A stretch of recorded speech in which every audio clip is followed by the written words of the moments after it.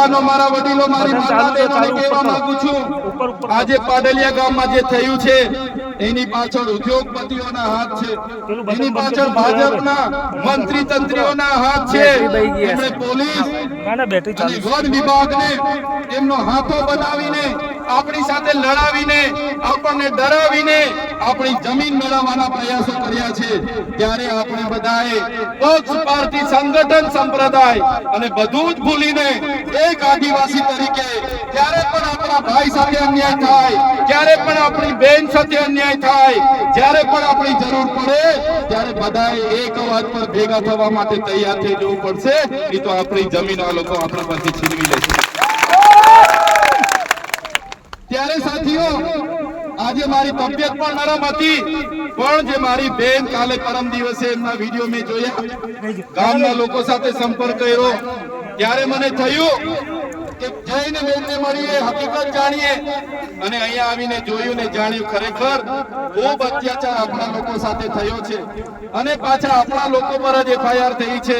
અને કોમ્બિંગ કરીને બધાને પકડવાની વાત છે। ત્યારે કોઈએ ડરવાની જરૂર નથી, ક્યાંય પણ તમારી સાથે અન્યાય થશે તો આખા ગુજરાતનો આજુબાજુ રાજસ્થાન હોય કે મધ્યપ્રદેશનો આદિવાસી સમાજ તમારી સાથે છે। ત્યારે મારા વડીલો, મારી યુવાનો, મારા ભાઈઓ અને બહેનોને અમે કહેવા માટે આવ્યા છે, જ્યારે પણ આદિવાસી સમાજની લડતની વાત હશે, જ્યારે પણ આદિવાસી સમાજ માટે લડવાનું હશે, એ સડકથી લઈને સદન સુધી અમે લડવા માટે તૈયાર છે, પણ તમારો બધાનો સહકાર અમને જોઈશે। ત્યારે આ લોકો સામે